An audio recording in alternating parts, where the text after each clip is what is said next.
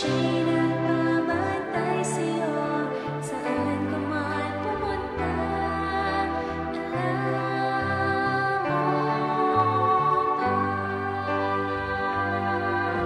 Si Jesus na. Ano ba yung mensahe na gustong malaman gusto ng Diyos na malaman natin? Sabi diyan sa Revelation 14 verse 6. At nakita ko ang ibang anghel na lumilipad sa gitna ng langit na may mabuting balita na walang hanggan. Ano yung dala niya?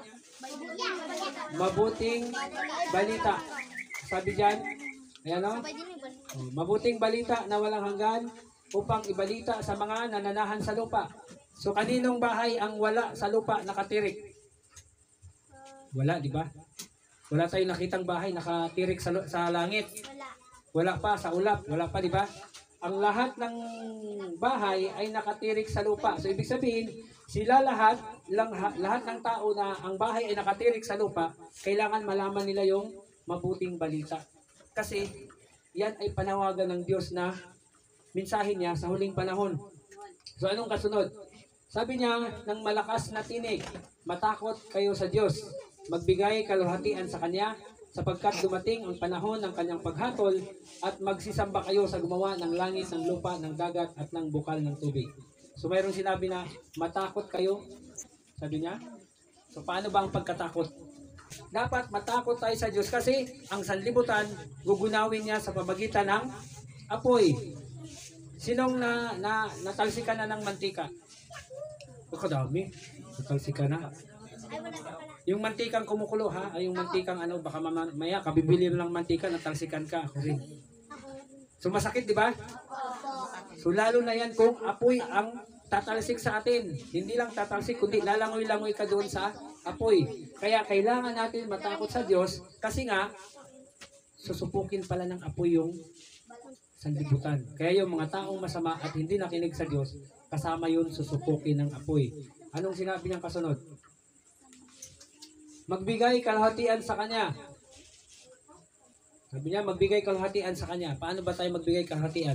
Sabi doon na, pag magbigay tayo kalahatian sa ating pag-inom, sa ating pagkain, yung pag-inom pala natin at pagkain, nagbibigay tayo ng kalahatian sa Diyos. So ang tanong, ano ba yung ating kinakain?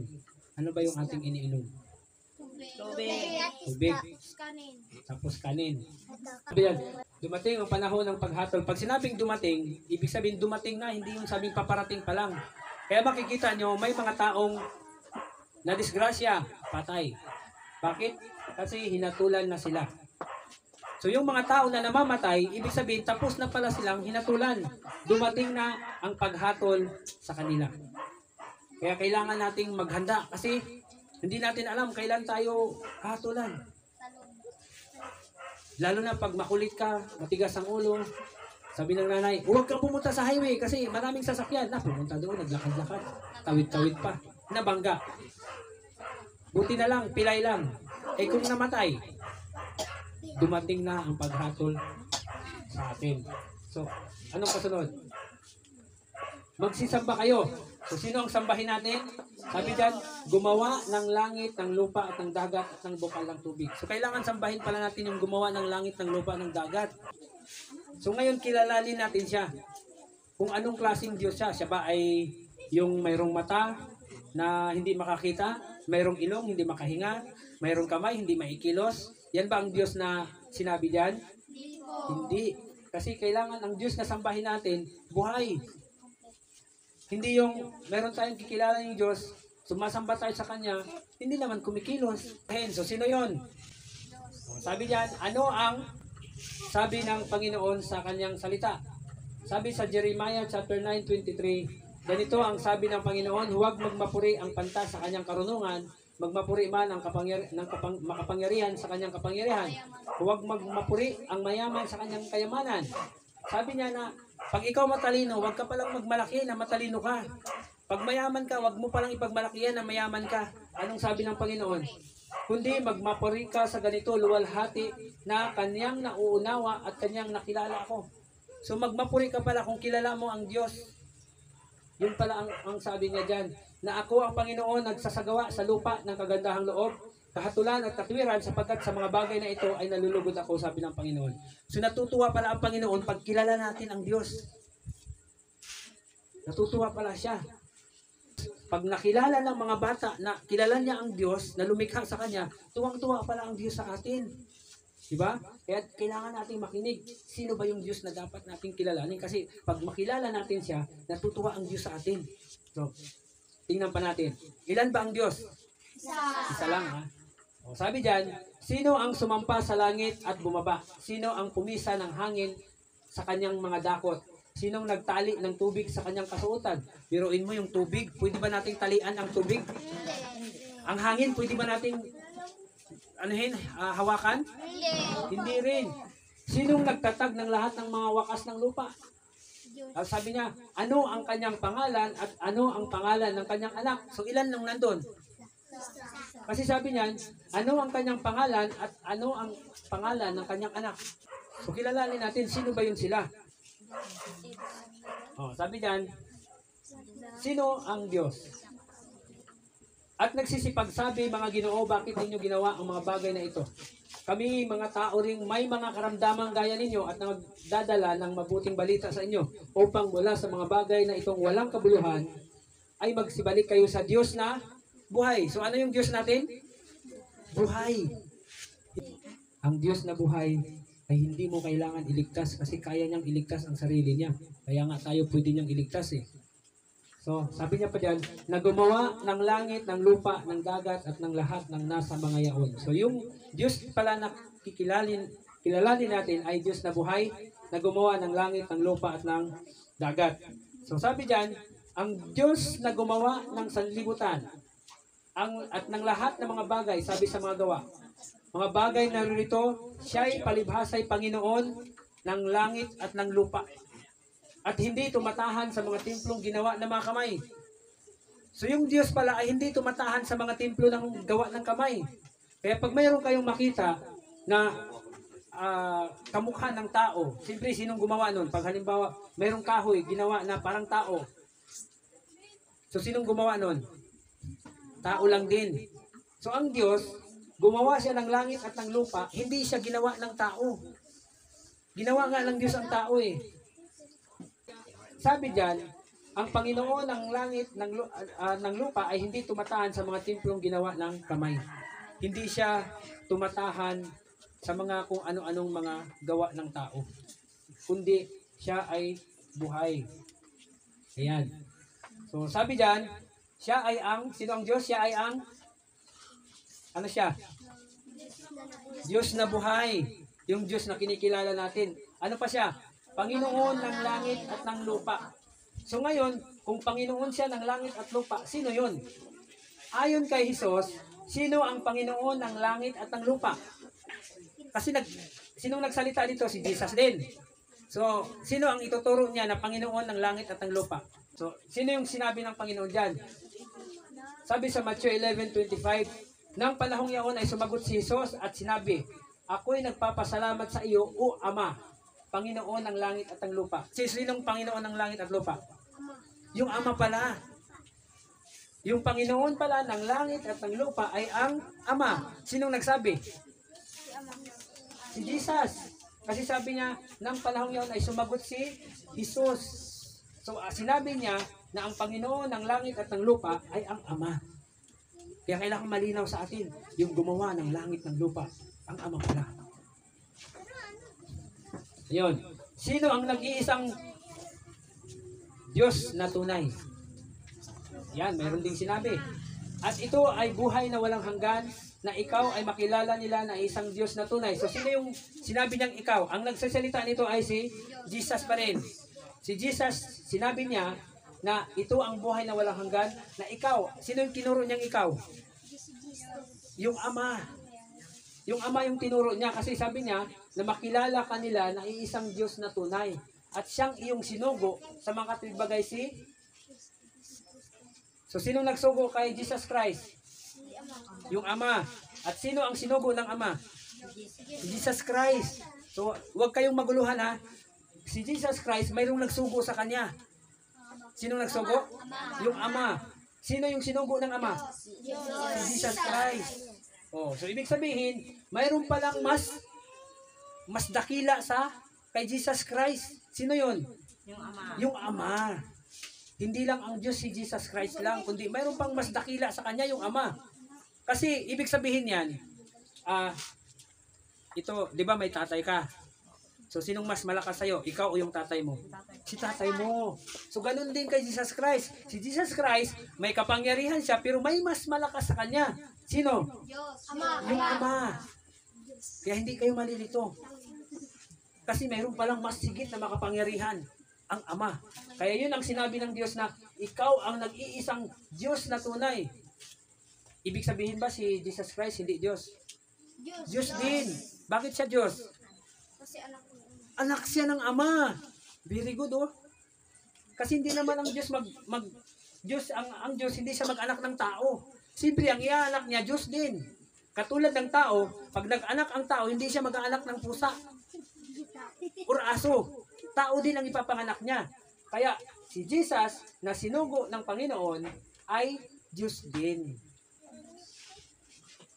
Kaya lang, anong sabi diyan? Pero mas dakila ang Ama. Kasi siya ang pinaka makapangyarihan. Oh. So ayan. Sino ang Diyos na buhay? Oh, sabi diyan, sapagkat sila rin ang balita tungkol sa amin kung paano nangapasok kami sa inyo at kung paano balik kayo sa Diyos mula sa mga Diyos-Diyosan upang maglingkod sa Diyos na buhay at tunay. So yung Diyos na buhay at tunay, anong sabi diyan?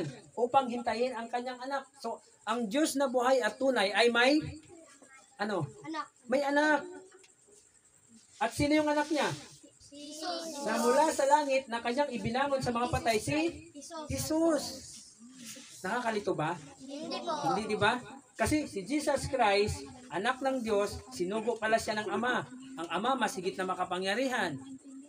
Kaya hindi tayo maguguluhan kasi mayroon palang mas makapangyarihan.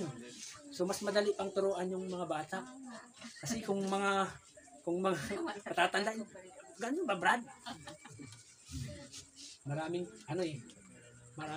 agad. O yan, tingnan natin. Ang Diyos na buhay, ang Panginoon ng langit at lupa, ang tunay na Diyos, sino? Ama.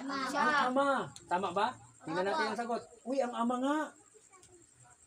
Ang Ama pala. Ang Diyos na buhay, ang Panginoon ng langit at lupa, at ang tunay na Diyos. Sinong nagsalita nun? Si Jesus Christ din. Pinakilala niya na mayroon palang tunay na Diyos, ang Ama. At sabi niya, ang Panginoon ng langit at lupa, ang Ama din. Oh. So, at ang Diyos na buhay ay ang Ama. Kaya yon. Sino ang higit na nakakilala sa Ama? Sino nakapunta sa langit? Si Jesus. Ang galing ha. Wala pa akong sagot. Meron na silang sagot agad. Very good to mga bata na to. So, tingnan natin. Sabi niya, ang lahat ng mga bagay ay binigay sa akin ng aking Ama at sino may hindi nakakilala sa anak kundi ang Ama at ang sino may hindi nakakilala sa Ama kundi ang anak. At yaong ibiging pahayagan ng anak. So, ibig sabihin, dahil nakilala din natin ang Ama, tayo pala yung sinabi na yaong ibiging pahayagan ng anak. Mapalag kayo kasi inibig kayo ng anak na mapahayagan na maipakilala sa inyo ang Ama. So, ano kasunod? Sabi niya, sino ang Diyos ng mga Hudyo? Ha? So, tingnan natin. Sumagot si Jesus, kung niluwalhati ko ang aking sarili, ang kaluhatian ko'y walang sinuman. Ang aking amay siyang kalumuluhati sa akin at tungkol sa kanya sinasabi ninyo na siya ang inyong Diyos. So, sino ang Diyos ng Hudyo? Si Ama. Yung Ama. Kaya pala, pinapako nila sa cross si Jesus Christ kasi ang kinikilala lang nilang Diyos ay ang Ama. Yun ang dahilan kung bakit mayroong ipinako sa cross. Kasi hindi kinikilala ng Hudyo ang kanyang anak, si Jesus Christ. So, di ba? Madali lang. Napakapalad itong mga batang ito. Napakadaling turuan. So, ngayon, ilan ang Diyos? Isa. Tingnan natin. Dalawa. Oh. Isang Ngunit sa ganang atin ay may Diyos. isang Diyos lamang. At sino yung tinutukoy na isa? Yung Ama. Yung Ama ang tinutukoy. Ang Ama na buhat sa kanya ang lahat na bagay at tayo sa kanya at isa lamang Panginoon.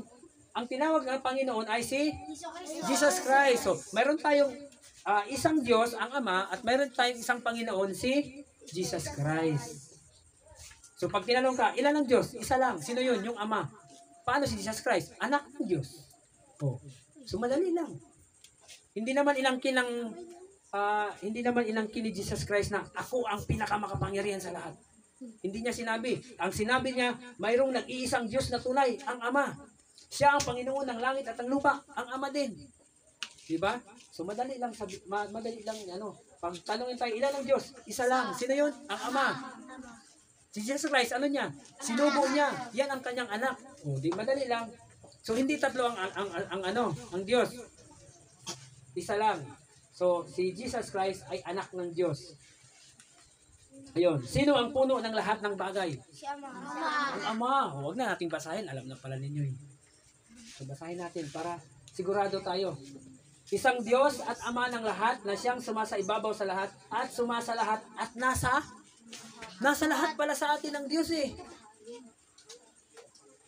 Kaya di ba pag ang tao namatay, aalisin ng Diyos yung kanyang espiritu sa atin. Yung kaluluwa tayo yon. Pag mayroong espiritu tayo ng Diyos sa atin, buhay tayo. Pero pag inalis ng Diyos yung kanyang espiritu sa atin, patay ka. Patay tayo. Yun yung ibig sabihin yun. So para maintindihan nyo, ganito yan. Sabi ng Panginoon, di ba? Lalangin natin ang tao ayon sa ating wangis. Anong kinuha niya? Kumuha siya ng alabok. Kumuha siya ng alabok, tapos pinurman niya ng tao. Tapos anong ginawa niya? Inihipan niya. Inihipan niya sa ilong. Tapos anong nangyari? Nabuhay. Nagiging tao. Ngayon, kung babalikan natin yung ginawa ng Diyos, aalisin ng Diyos yung inihip niya sa atin. So anong mangyari sa tao? Patay. So yun lang pala. Kaya pala namamatay ang tao, pag inalis pala ng Diyos yung kanyang Holy Spirit sa atin, patay ang tao. So, yun. Kaya siya, ang isang Diyos, ang Ama, sumasa lahat kasi yung Espiritu niya nasa atin. Okay. So, may anyo po ba ang Diyos? Opo. Ay, ang galing. Nabasa na nila. Ang galing ng mga batang ito. So, tingnan natin. Meron ba? At ang Ama na nagsugo sa akin ay siyang nagpatuturo tungkol sa akin. Kailanman hindi ninyo narinig ang kanyang tinig, ni hindi man ninyo nakita ang kanyang anyo. May anyo palang Diyos. Kaya lang, wala pang nakakita sa kanya na tao. Sino lang ang nakakita sa kanya? Jesus, si Anak. Yung anak. Very good. Yung anak nakakita. Kasi, kaya nga, yung anak galing sa langit, pinakilala sa atin yung Ama. So, siya ang nakakita sa langit. Kasi siya ang anak. So, katulad sa akin, meron akong anak. So, sinong nakakilala sa akin? Di ba dapat yung anak ko? Kasi, siya yung nakatira sa bahay. Hindi pwede na tanungin ko yung kapitbahay para kilalanin ako. So, ibig sabihin dito, ang nakakilala sa Ama ay yung anak. At ang nakakita sa anyo ng Ama ay ang anak din. Makita natin dito na ang Ama pala ay may anyo. Ano po ang kawangis ng Diyos? Ang sabi ng Diyos, lalangin natin ang tao ayon sa ating wangis. Sabi sa Ezekiel, at sa itaas ng langit, ito yung trono na mayroon sa langit sa Diyos. Pinakita kay Ezekiel. Ano yung nakita niya doon? Na nasa itaas ng kanilang mga ulo ay may kawangis ng isang luklukan na parang anyo ng batong safero. At sa ibabaw ng kawangis ng luklukan ay may kawangis ng isang tao sa itaas niyaon. Ibig sabihin doon sa trono, mayroong nakitang kawangis ng tao. So yan, sinabi dyan, kawangis ng isang tao. Yung pala ang ating Diyos. Kaya ang ano natin, makapangyarihan ang Diyos, pero ginawa niya na yung kanyang gagawing tao ay kawangis din pala niya. Di ba? Hindi siya naggawa ng tao na tulad ng unggoy. Ibig sabihin, hindi totoo yung unggoy. Kasi yung nakita sa luklukan ay kawangis ng tao. At yung sinabi ng Diyos na lalangin natin ang tao ayon sa ating wangis, so ibig sabihin, ang tao ay wangis na talaga ng Diyos. O ang Diyos, ang ginawa niyang tao ay tulad niya na tao, hindi unggoy. Kasi ang unggoy, kahit anong gawin mo, baliktarin mo yan, patagilirin, tuwarin, unggoy pa rin, hindi yan tao. Kaya, yan, napakatibay na may wangis pala ang Diyos. May mukha po ba ang Diyos? Opo.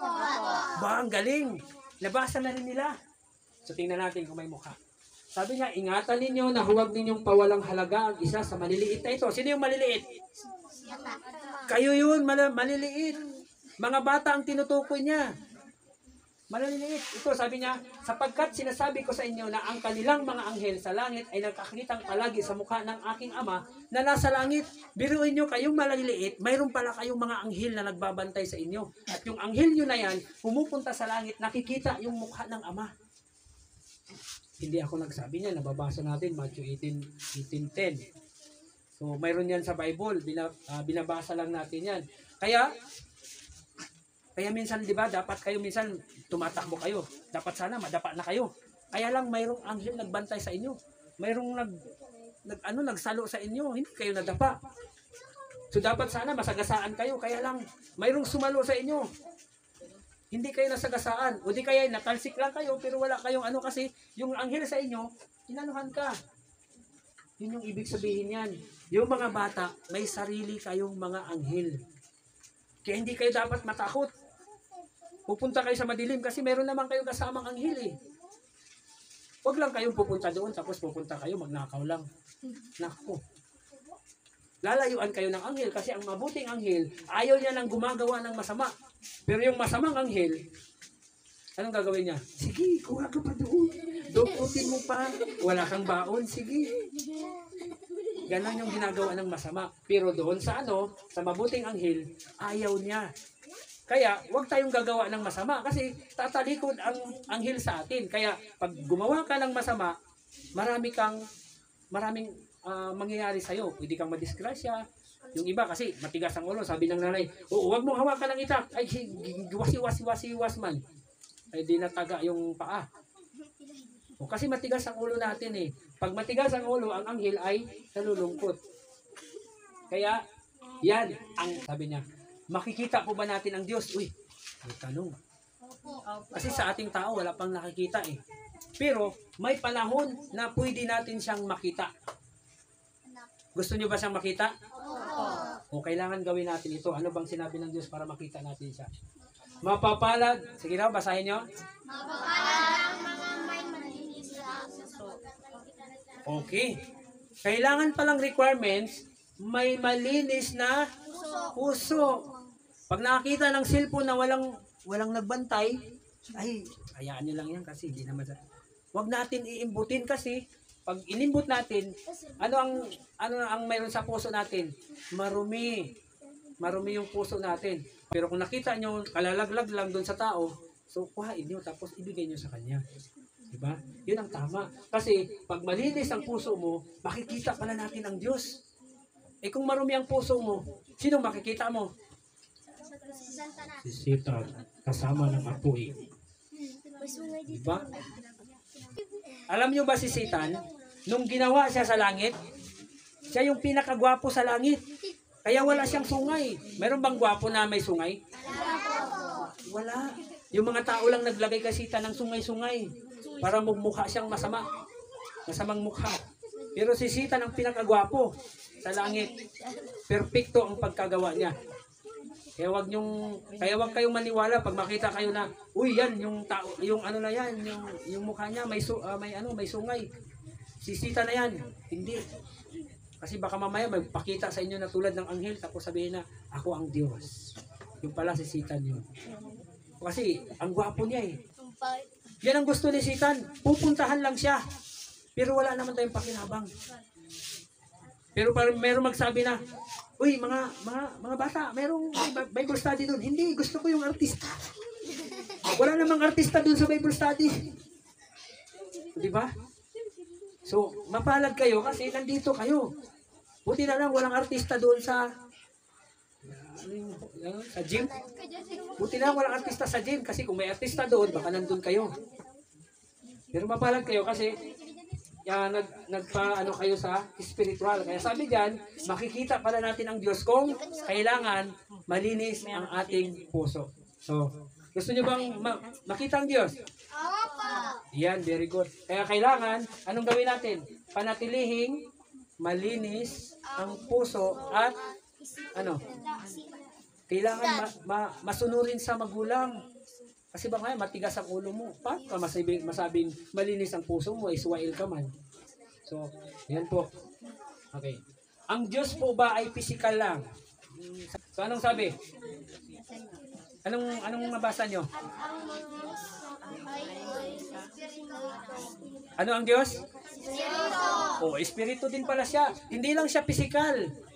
Kasi ang sabi niya sa atin, kung mayroong 2 o 3 nagkatipon, tapos pinag-aralan niya ang aking pangalan, anong sabi ng Diyos? Nandun ako sa gitna niya. So nandito siya sa atin, kaya lang hindi natin makita. Kasi bakit? Siya ay espiritu din. Sabi niya, at ang mga kanya'y nagsisamba ay kailangan magsisamba sa espiritu at katotohanan. Ayan. So ayon kay Jesus, sino ang sasambahin ng tunay na mananamba? Ama. Si Ang Ama. Ama. Ang galing. Sabi niya, datapwat dumarating ang oras na ngayon na nga nasasambahin ang mga tunay na mananamba ang Ama sa espiritu at katotohanan sapagkat hinahanap ng Ama ang gayon na maging mananamba sa Kanya. So, ibig sabihin, pag sumasamba tayo, wala tayong nilalagay dyan na dyan tayo luluhod, dyan tayo manalangin kung mayroong ano yung nakikita nyo na ano? Mga kahoy na hinugis nilang tao. O kahit mukha pa yan ng anghel. Hindi natin pwedeng sambahin kasi bakit? Espiritu at katotohanan lang ang sinabi ng Diyos. Hindi iribulto. Ayan. So, kasunod. Ayan. Sino ang Diyos? Ang Diyos na buhay ay ang Panginoon ng langit at lupa, ang tunay na Diyos. At may espiritu. Sino siya? Si Ama. Ang Ama. Ngayon, papasok tayo sa Ama. Tungkol sa anak. sa anak naman. Kasi kanina pinag-aralan natin yung Ama. Kay ano kay Jesus. Oh. Kay So, sino siya? Jesus. Jesus, ang galing ha. Huwag na natin pag-aralan. Tapos na. Pero kailangan nating alamin, sino yung Jesus na yun? Kasi baka mamaya, si Jesus, akala natin si Jesus yung, ano lang, pangalan. So, kailangan alamin natin. Sino? Si Kristo. Sabi sa John 17:3, at ito ang buhay na walang hanggan, at ikaw'y makilala nila na isang Diyos na tunay na siyang iyong sinugo sa makatwid bagay si Kristo. Sino si Kristo? Sinugo nino? Ng Ama. So yung Ama pala ang nagsugo sa kay Jesus Christ. So ngayon, sino pa si Jesus Christ? Ano ang kaugnayan ni Kristo sa Ama? So ano siya? Sinugo siya ng Ama. Tapos ano siya ng Ama? Anak, very good. Nung binautismohan si Jesus Christ, ito yung narinig nila. At narito ang isang tinig na mula sa mga langit na nagsasabi, ito ang sinisinta kong anak na siya kong lubos na kinalulugdan. So mayroon palang nagsalita sa langit nung binautismohan si Jesus Christ. At inamin niya na siya ang sinisintang anak, si Jesus Christ yun. So ibig sabihin, ang relasyon pala ni Jesus Christ sa Ama ay siya ang anak. Okay. So, dito pa, pangalawang beses, nung nagpakita malapit ng ipako sa cross ang Panginoon, mayroon pa ring tinig na nagmula sa langit. Sabi diyan, samantalang nagsasalita pa siya, narito ang isang maningning na alapaap at lumilim sa kanila. At narito ang isang tinig na mula sa alapaap nagsasabi, ito ang sinisinta kong anak na siya kong kinalugdan, siya ang inyong pakinggan. So, mayroon pa rin nagsasalita. Yung Ama nagsalita pa rin sa kanila, kasama ng mga alagad, at kasama dyan si Moses at si Elijah, na narinig nila na mayroong boses na nagsasabi na ito ang sinasinta kong anak.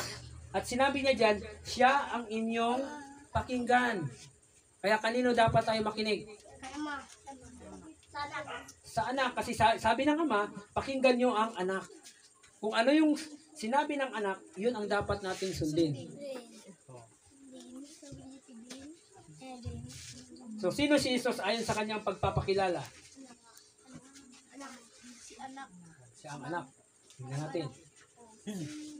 Sinasabi, sabi sa John 10:36, sinasabi baga ninyo tungkol sa kanya na pinabanal ng Ama at sinugo sa sanglibutan. Ikaw ay namumusong sapagkat sinasabi ko, ako ang anak ng Diyos. So, sinong nagsalita nun? Ama. Ito. Yung anak. Yung anak nagsalita siya, ang kaharap niya ay yung mga Hudyo. Yung mga Hudyo noon na hindi siya kinikilala. Hindi siya kinikilala. Kaya mga Hudyo nagduda sa kanya na siya ang anak ng Diyos. Kaya yan, pinakilala ng anak na siya nga ang anak ng Diyos. Yung mga alagad naman, ano ang pagkakilala nila kay Jesus Christ? So, tingnan natin.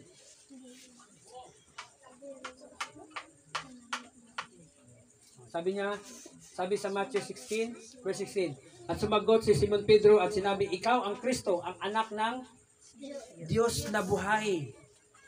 Si Jesus Christ pala, siya ang anak ng Diyos na buhay.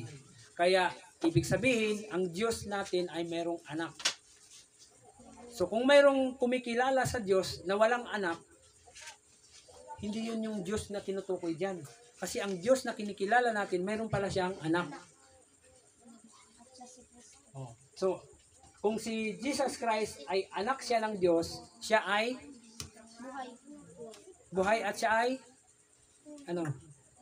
siya ay kung anak siya ng Diyos, si Jesus Christ ay ano siya? Diyos din. Oo. Kaya lang anak nga lang siya ng Diyos. Okay. So, ito pa. Si Apostol Pablo isang apostol, siya yung maraming sinulat sa Bible, lalo na sa New Testament. So itong si Apostol Pablo, ano ang pagkakilala niya sa kay Jesus Christ? Sabi diyan sa mga gawa, sa Acts 9:20, at pagdakay kanyang itinanyag sa mga sinagoga, si Jesus na siya ang anak ng Diyos. Oh. So napakalinaw. Si Jesus Christ ay anak ng Diyos. So, paano pinag-alinlangan naman ng Diablo si Jesus Christ? Alam nyo ba na si Jesus Christ at saka si Diablo ay nagkita na yan sa langit? Pero nung dito sila sa lupa, alam niya na si Jesus Christ anak ng Diyos, pero anong ginawa niya? Pinag-alinlangan niya, pinagduda niya. Tinukso na kasi na panahon na yan eh. Oh. Anong sabi niya? Kung ikaw ang anak ng Diyos, ipag-utos mo na ang batong ito ay maging tinapay. Tinukso siya.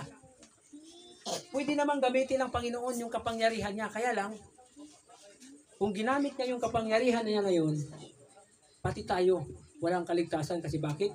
Hindi natin kaya ang mga tukso ni Satan kasi gumamit ang Panginoon ng kapangyarihan. Pero dahil hindi siya gumamit, kaya lang dito pinakita na si Satan, pinag-alinlangan niya si Jesus Christ na anak ng Diyos. Ano pa? Paano si Kristo naging anak ng Diyos? So paano nga naman? Tingnan natin. Sapagkat gayon na lamang ang pagsinta ng Diyos sa sanlibutan ay binigay niya ang kanyang bugtong na anak upang sino man sa kanya sumampalataya ay huwag mapahamak kundi magkaroon ng buhay na walang hanggan. Bugtong na anak. Kung bugtong na anak, ibig sabihin nanggaling yun sa katawan. Hindi sabi na adopted lang. Kasi pag adopted, pwede kang mag-adopt. Papirmahin ka lang ng so anak ko na yan. Pero siya, pag sinabing bugtong na anak, nanggaling sa kanyang sarili. So saan ba siya nanggaling? Oh. Nang pasimula, siya ay berbo. At ang berbo ay sumasa Diyos. At ang berbo ay Diyos. So sino yung berbo? Diyos din siya. At kasama niya ang, kasi sabi dyan, ang berbo ay sumasa Diyos. Ibig sabihin, nandun siya kasama ang Diyos yung berbo. Pero ang berbo ay Diyos din. So sino kaya itong berbo na ito? Si anak. Sino? Anak. Si ama. Ha? Ama. Si Ama? Anak. Kasi sabi niya, nung pasimula siya ang berbo at ang berbo ay sumasa Diyos. Ibig sabihin, nung magsimula ang berbo, kasama niya ang Diyos. So, sinong kasama ng Diyos? Sino nga ang Diyos na tunay? Sino ang Diyos? Ama. So, ngayon, kung nandun ang berbo, sino ang berbo na kasama ng Diyos? Ama. Si anak. Yung anak. So, tingnan natin kung anak ba. Si ama. O, sabi. At Ano? Nagkatawang tao ang berbo at tumahan sa gitna natin at nakita namin ang kanyang kaluhatian. Kaluhatian gaya ng bugtong ng Ama na puspos ng biyaya at katotohanan. So sino yung nagkatawang tao? So sino yung si Jesus. Kasi wala namang ibang nagkatawang tao. Ibig sabihin, dahil nagkatawang tao siya, ano siya dati? Diyos. Ang galing. Anong maraming usapan. Kasi nagkatawang tao lang naman siya eh. Hindi siya dating tao. Kasi kung tao siya dati, hindi siya nagkatawang tao. Tao pa rin siya. Ang tao ba pwede magkatawang tao? Hindi. Kung hindi ka tao, pwede ka magkatawang tao kasi hindi ka naman dating tao. Kasi nakita natin kanina, balikan natin. Sabi dyan, nang pasimula ang berbo at ang berbo ay sumasa Diyos at ang berbo ay Diyos. So ano ang berbo? Diyos. So nagkatawang tao ang berbo. Nagkatawang tao. Kasi dati siyang, ano siya? Diyos. Dati pala siyang Diyos. So ang Diyos hindi yung Diyos na Ama. Kasi tinatawag din siya na Diyos kasi nga anak siya ng Diyos. Nakuha nyo? So, ang Ama, pag sinabing tunay na Diyos, ang Ama yon. Kinikilala lang natin si Jesus Christ na Diyos kasi nga, anak siya ng Diyos. Pero kung sabihin natin, sino ang pinakamakapangyarihan sa lahat? Ang Ama. So, walang pwedeng ano doon. So, ngayon, ito. Kailan naging anak si Kristo ng Ama? Kailan siya naging anak? Ha? Nung isinilang ba siya ni Maria? Hindi po. Hindi pa. Ang galing, hindi pa. Tingnan natin. Ngunit ikaw, Bethlehem, Ephrata, na maliit na upang lumagay sa libo-libo ng Juda. Mula sa iyo, ilalabas sa akin isa na magpupuno sa Israel na ang pinagbuhatan niya ay mula ng una, mula ng walang hanggan. So, nung isinilang pala, yung mayroong isinilang sa Bethlehem, sino isinilang sa Bethlehem? Diyos. Si Jesus Christ. Yung isinilang pala si Jesus Christ sa Bethlehem, mayroon siyang pinagmulan mula ng walang hanggan. So, ibig sabihin, hindi siya nagmula doon lang sa Bethlehem. Nung isinilang, tayo di ba, pag isinilang tayo, saan ka isinilang? Sa Puerto. So, nagmula ka sa Puerto. Hindi ka nagmula sa ibang lugar. Pero ang Panginoon, nung isinilang siya sa Bethlehem, mayroong sinabi na mayroon siyang pinagmulan. Mayroon siyang pinanggalingan mula ng walang hanggan. Kasi bakit? Nabasa natin kanina na ang berbo katabi na pala niya ang Diyos. So yun yung ibig sabihin na mayroon siyang pinagmulan. Saan siya? Doon kasama niya ang Ama, ang Diyos. So kaya siya ang sinasabi, kailan siya naging anak ng Diyos? Nung bago siya isilang sa Bethlehem, anak na siya ng Diyos. So, ibig sabihin, kaya siya naging anak ng Diyos kasi bago siya ipinanganak ni Maria, ay anak na siya ng Diyos sa langit. Okay, tingnan natin. Nakuha niyo ba? So, sabi niya diyan sa Proverbs 8:22, kailan ang panahon ng una? So, sabi niya, inari ako ng Panginoon sa pasimula ng kanyang lakad bago pinasimulan ang kanyang mga gawa ng una. So, ano yung una? Ako'y nalagay mula noong araw, mula nang walang pasimula, bago nalikha ang lupa. So, ibig sabihin, bago nalikha ang lupa, nandun na Diyos. ang anak. Diyos. Anak. So, ang anak ng Diyos nandun na, kasi siya yung tinutukoy natin dito. Ama. Yan. Yung isinilang sa Bethlehem, mayroon siyang pinagmulan. At ang pinagmulan niya, ito, na mula pala siya, bago likhain ng lupa, nandun na agad yung anak. So, ngayon, kung nandun na ang anak, may lupa na ba o wala pa? Wala pa. So, ibig sabihin, ang anak ng Diyos, si Jesus Christ, bago siya naging anak ni Maria, ay anak na siya ng Ama. Kasi, bago lalangin ang lupa, nandun na siya eh. Sabi dyan, ako'y nalagay mula nung araw, mula nang walang pasimula, bago nalikha ang lupa. So, bago nalikha ang lupa, bago nalikha ang earth, si Jesus Christ, anak na siya ng Diyos. Sabi niya, ako'y nailabas nang wala pang mga kalaliman, nang wala pang mga bukal ng mga tubig, kasagana sa tubig. Bago ang mga bundok ay nalagay, bago ang mga burol ay ako'y nailabas na. Nailabas. So, ibig sabihin dito, ang Panginoon natin, si Jesus Christ, naging anak na siya ng Diyos bago likhain ang sanlibutan. Kaya, siya ay tunay na anak ng Diyos. Hindi siya naging anak ng Diyos kasi isinilang siya ni Maria. Si Maria kasi tao. So, bago siya naging nagpakatao, anak na muna siya ng Diyos. Sino yung Diyos? Yung Ama. Okay. Ganon din yung explanation yan eh. Kailan naging anak ng Diyos si Jesus? Sabi niya dyan, sapagkat kanino nga sa mga anghel sinabi niya, kailanman ay ikaw ay aking anak, ikaw ay aking ipinanganak ngayon at muli. So ibig sabihin, ilang beses ipinanganak si Jesus Christ? Isa. Sabi niya kasi, Isa. Tupay. sabi diyan, sabi diyan, ikaw ay aking ipinanganak ngayon at muli. So ilang beses ipinanganak? Isa. Dalawa. Kasi sabi niya, ipinanganak siya ngayon at muli. So ilang beses siya ipinanganak? Dalawa. Kasi yung una, ipinanganak siya doon pa lang sa langit. Pangalawa, nung isinilang siya ni Maria. Oh. So sabi niya, at ako'y magiging kanyang ama at siya'y magiging aking anak. Oh, so ibig sabihin, kaya si Jesus Christ ay Diyos sa kanyang kalagayan kasi anak siya totally ng Ama na Diyos. Okay. Sinabi po ba ni Jesus na siya ay mula sa Ama? Sinabi niya? Sabi nagbaliktad agad. O, alamin natin, sinabi ba niya? Sabi niya sa John 8:42, sinabi sa kanila ni Jesus, kung ang Diyos ang inyong Ama ay inyong ibigin ako sapagkat ako'y nagmula at nanggaling sa Oh, sinabi niya nga pala. Sinabi ni Jesus Christ. Ang sabi ng Ama sa kanya, siya ang inyong pakinggan, di ba? Ang sabi niya sa anak. So ito yung sinabi ng anak.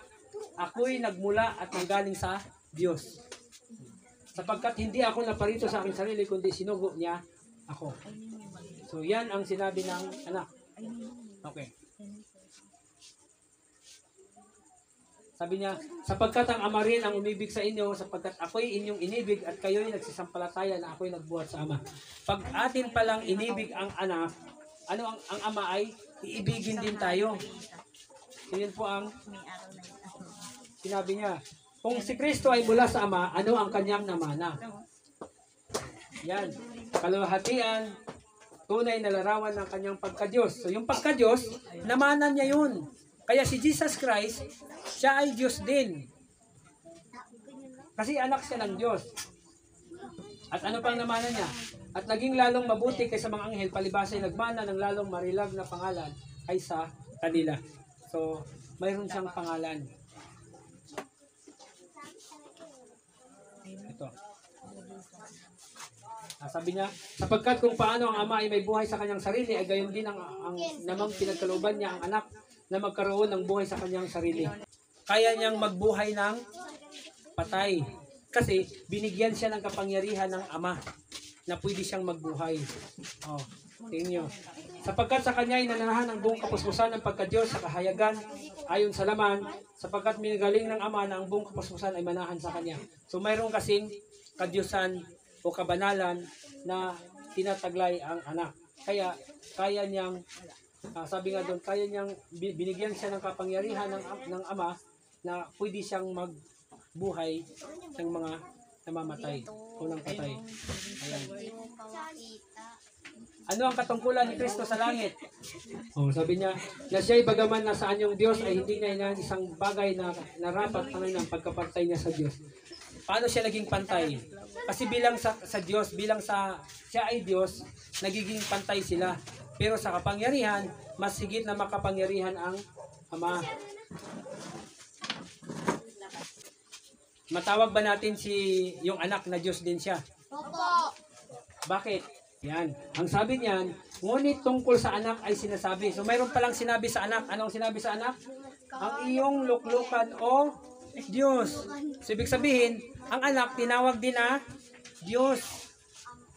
Kaya pag mayroong magtanong, ilan ang Diyos? Isa. Sino yung isa? Yung Ama. Paano si Jesus Christ? Ano siya? Tao o Diyos? Diyos. Diyos din. Kasi bakit? Sinabi sa kanya na ang iyong luklukan o Diyos, ang anak sinabihan na Diyos din pala siya. Pero bakit siya Diyos? Kasi siya ay anak ng Diyos. Pero sino ang higit na dakila? Ama. Ang Ama. So yun ang sinabi doon. Okay. Yan natin. Parangalan po ba natin si Kristo na mababa kaysa Ama? Sabi diyan, upang papurihan ng lahat ang anak, na gaya rin ng kanilang pagpupuri sa Ama. Kung ang hindi nagpapapuri sa anak ay hindi nagpapapuri sa Ama na sa kanya ay nagsugo. So kailangan pala, pag pumuri tayo sa Ama, pupurihin din natin yung anak. Pag pumuri tayo sa anak, pinupuri din natin yung Ama. Kaya kailangan, pag kinilala natin ang Ama na siyang Diyos, kilalanin din natin ang kanyang anak, na siyang anak niya si Jesus Christ. So yan. Mahalaga ba na manampalataya kay Kristo bilang anak ng Diyos? O yan, sabi niya, ang sino mang nagpahayag na si Jesus ay anak ng Diyos, ang Diyos ay nananahan sa kanya at siya ay sa Diyos. So pag sinabi pala natin, si Jesus ay anak ng Diyos, so yung Ama pala nananahan sa atin kasi kinikilala natin yung kanyang anak. Di ba? So yun yung ibig sabihin niya, na pag kinilala natin si Jesus na anak siya ng Diyos, ay nananahan sa atin ang Diyos. Sino ang daan tungo sa Ama? Anak. Yung anak, very good. Sabi diyan, sinasabi sa kanya ni Jesus, ako ang daan, ang katotohanan at ang buhay, sino man ay di makaparoon sa Ama kundi sa pamagitan ko. So kailangan dadaan muna tayo sa Ama, sa anak, bago makarating sa Ama. Kasi walang ibang nakakilala sa Ama kundi yung anak. O, tungkol sa banal na espiritu, sino siya o kanino siya nanggaling? So tingnan natin. Kasi di ba mayroong espiritu din? So ano yung espiritu? So tingnan natin, ano yung espiritu? Espiritu Santo. Amen. Sabi sa Bible Concordance, oh, ang espiritu ay tinatawag din na hangin. Bakit hangin? Sino nakakita ng hangin? Wala. Nakita. Sabi ko wala. Nakita nyo? Anong kulay? Puti. Puti. Hindi, Ito, nagagalaw-galaw man. Saan ang hangin dyan? wala. Wala, di ba? Hindi ka nakakita ng hangin. Hindi nakikita ang hangin. Kaya, tulad siya ng espiritu. Kaya inihambing ang espiritu, tulad siya ng hangin. Kasi bakit? Hindi siya nakikita. So, hininga. Sinong nakakakita ng hininga? Wala. Maghinga ko. Nakita nyo? Wala. So, ang espiritu, tinulad siya sa hininga kasi hindi nakikita. So, sa isip, may inisip ako. Anong nakita nyo? Wala. Wala rin. So, ang espiritu, tinulad siya ng isip kasi nga, hindi nakikita. So, ano pa? Buhay. Sinong nakakita sa buhay? Ako. Wala. Alam mo ba kung gaano kahaba o kaiksi ang buhay mo? Hindi. Wala rin. So, hindi. Katulad siya ng buhay. Oh. Presensya. O presence. Katulad din, kanina sabi doon, di ba, na ang Ama ay kasama natin. So, may nakakita ba sa kanyang presence? Wala po. O presensya? Wala. Kaya ang spirit ay tinutulad siya sa hangin, hininga, isip, buhay, at presensya. So, yun po ang ibig sabihin ng kahalintulad siya ng espiritu. Ganon inihalintulad ang espiritu. So, ngayon, ano ang sinabi sa Bible? Sabi niya, ano ang pakahulugan ng Biblia patungkol sa banal na espiritu? Sabi sa Isaiah 40:13, sinong kumapatnubay ng espiritu ng Panginoon o parang kanyang kasangguni ay nagturo sa kanya. So, espiritu ng Panginoon at yung kasangguni, ibig sabihin yung kasangguni, yung kapalitan niya ng isip. Di ba sabi nga doon yung isip ay espiritu. So, yung espiritu ng Panginoon is yung kanyang isip. So, katulad sa tao, mayroon tayong espiritu. Ano yung espiritu natin? Yung iniisip natin. Yung pag-iisip natin. Kasi pag ang tao, tingnan nyo pag ang tao masama ang iniisip, anong sabi mo sa kanya? Ang sama ng ano mo Malalaman lang natin ang kanyang iniisip kasi pag kinikilos niya na. So, dito makita natin na ang espiritu ng Panginoon ay halimbawa siya sa isang kasangguni o yung pag-iisip o pagpapalitan ng isip. So, sabi pa dyan, sapagkat sino ang nakaalam ng pag-iisip ng Panginoon o sino ang kanyang naging kasangguni. So, kasangguni o pag-iisip, katulad siya ng espiritu. Yun pong ibig sabihin ng espiritu. So, tingnan pa natin. Ano ang relasyon ng tao sa espiritu niya? Sabi dyan, sapagkat sino sa mga tao ang nakakilala ng mga bagay ng tao, kundi ang espiritu ng... So, ang tao pala may espiritu. Kaya pag inalis yung espiritu na yan, ano mangyari sa tao? Patay. Sabi niya, na nasa kanya. Gayon din naman, ang mga bagay ng Diyos ay hindi nakikilala ng sinuman maliban na ng espiritu ng Diyos. So, ibig sabihin, ang espiritu ay mayroong pinagmulan. Hindi pwede na ang espiritu magiging ang espiritu ay sumasama doon sa katawan. Ito pa. Kanino galing ang espiritu ng tao? Sama. Tingnan natin. Sana. At nilalang ng Panginoong Diyos ang tao sa alabok ng lupa at hiningahan ang kanyang mga butas ng ilong ng hininga ng buhay. At ang tao ay naging kaluluwang may buhay. So yung espiritu na yun, yun yung hininga natin. Kaya pag inalis yung hininga, Patay. subukan doon natin walang maghinga. Pag hindi ka na maghinga, Patay. patay. Patay ang tao pag wala ng hininga. Kaya Kung mayroong patay, mayroon pa ba siyang pag-iisip? Wala na. Wala na, kasi pag inalis yung espiritu niya, ang espiritu ay pag-iisip, wala na rin siyang isip. Hindi ka na niya pwedeng takutin ko to si ano kasi lagi akong binubugbog nito eh. Hindi na siya makapangtakot sa inyo.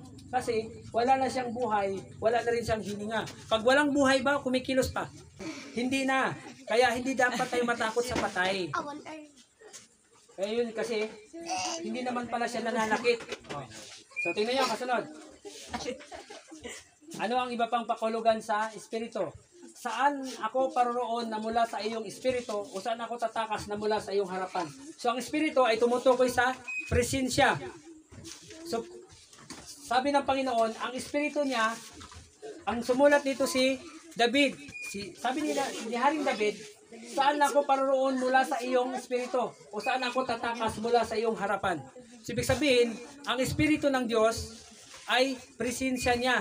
Kaya hindi mo pwedeng takasan kasi ang espiritu niya ay katulad ka pa rin ng nasa harapan niya. Kasi mayroon siyang presensya. Kaya yung tao, nasa madilim man siya, saan man siya pumupunta, pag gumawa siya ng mali, gumawa siya ng masama, alam pa rin ng Diyos kasi bakit? Nandun yung presensya ng Diyos. Hindi ka pwedeng o sabihin natin, paano Brad kung pumunta ako doon sa Sugalan? Sigurado wala ang presensya ng Diyos doon. Kasi hindi man pumupunta ang Diyos doon sa mga Sugalan kasi masama yun eh. Paano niya nalaman na nandun ka? Nakasunod lang po. Kasi mayroon siyang nilagay na espiritu sa'yo. Kaya kung saan ka pupunta, alam niya. Diba? Kaya kahit magtago ka sa dilim, alam niya bakit? Kasi sa loob mo, alam mo na nasa dilim ka. Diba? Kahit saan ka magtago ka sa ilalim ng lupa, maghukay ka, paano malaman ng Diyos? Kasi nandun nga siya sa iyo.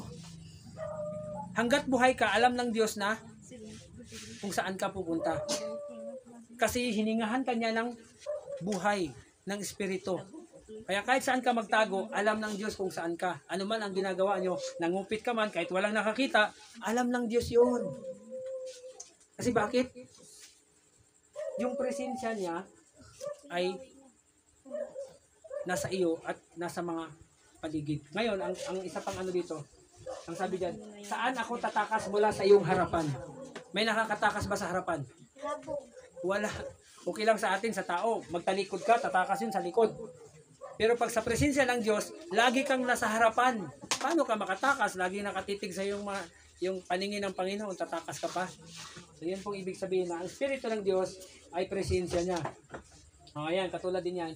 Huwag mo akong paalisin sa iyong harapan at huwag mong bawiin ang iyong Santong Espiritu sa akin.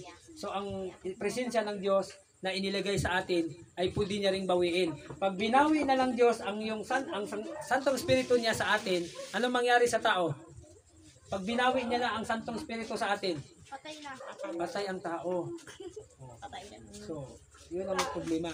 Kaya pag patay na ang tao, halimbawa pag namatay na ang tao, tapos biglang bumangon, Ano po yung zombie? anong espiritu ang pumasok sa kanya? Kamatayan. Masamang espiritu na kasi yung banal na espiritu, kinuha na ng Diyos. Yung masama, yung pumalit. Bakit kaya pumalit yung masama? Anong klaseng tao yon? Hindi mabuti. Hindi mabuti. Tama. Kasi ang masamang espiritu, pumapasok lang yan sa masasama.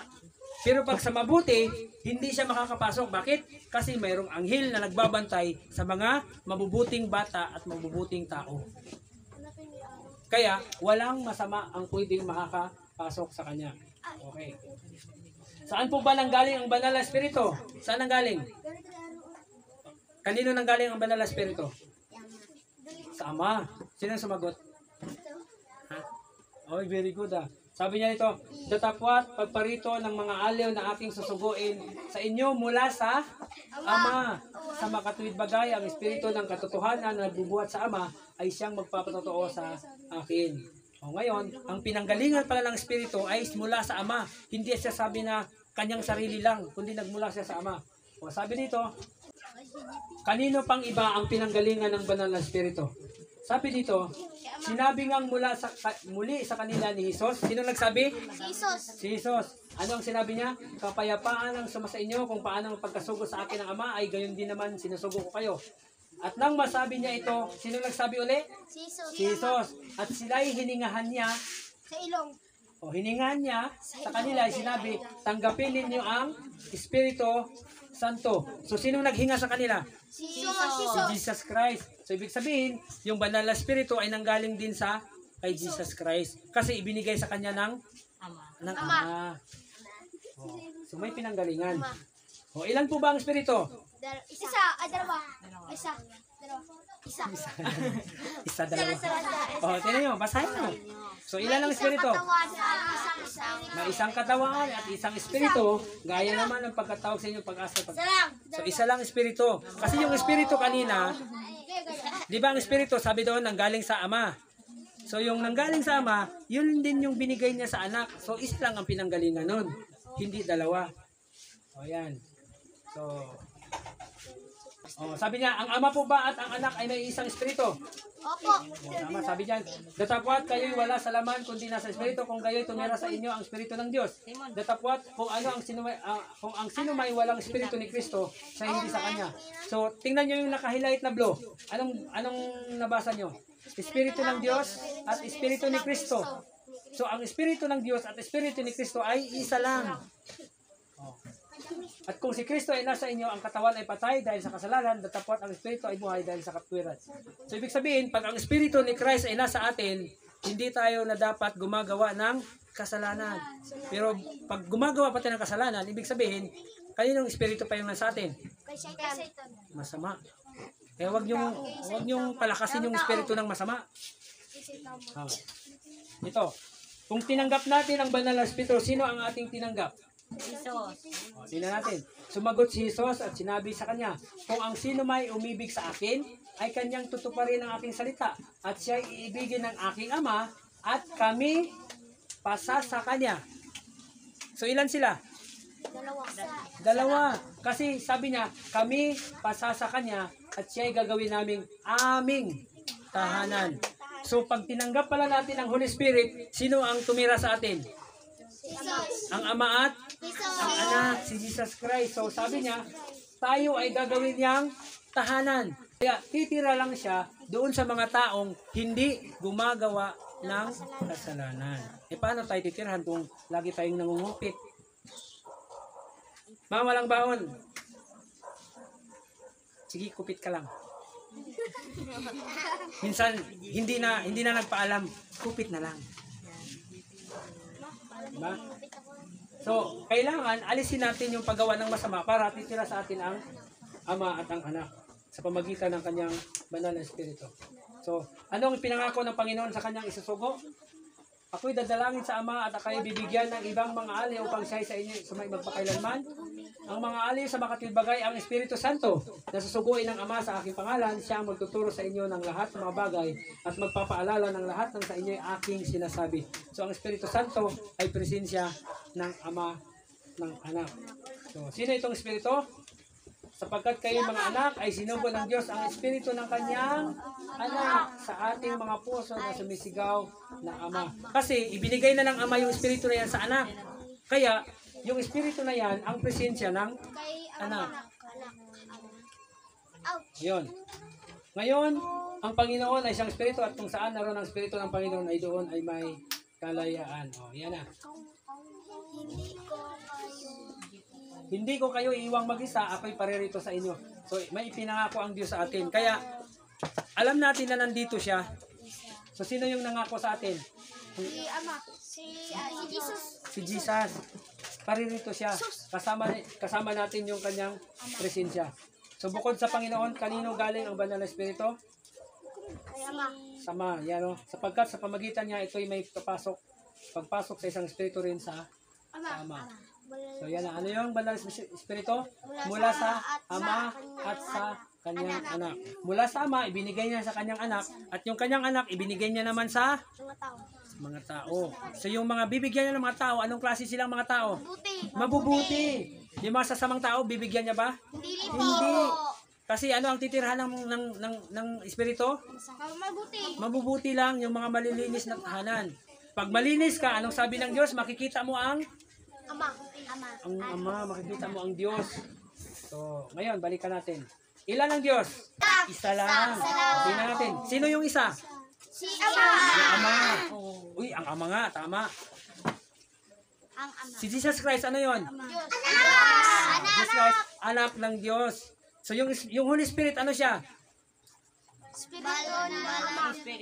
Espiritu ng Ama at Anak. Banal na Espiritu. Banal na ama. So nakuha niyo na. So balik uli, ilan ang Diyos? Isa. Sino yung isa? Ama. Si Jesus Christ, ano? Anak ng Diyos. Ano siya, tao o Diyos? Diyos. Very good. So ang banal na Espiritu, saan siya galing? Ang banal na Espiritu, sa Ama at saka sa Anak. So, pag tinanggap natin ang Espiritu, sino ang tinanggap natin? Sino ang titira sa atin? Si Ama. Very good. So salamat sa inyo. Maraming salamat. Huwag niyong kaligtaan na laging manalangin kasi para yung banal na Espiritu ay laging sasama sa atin. Darating na siya.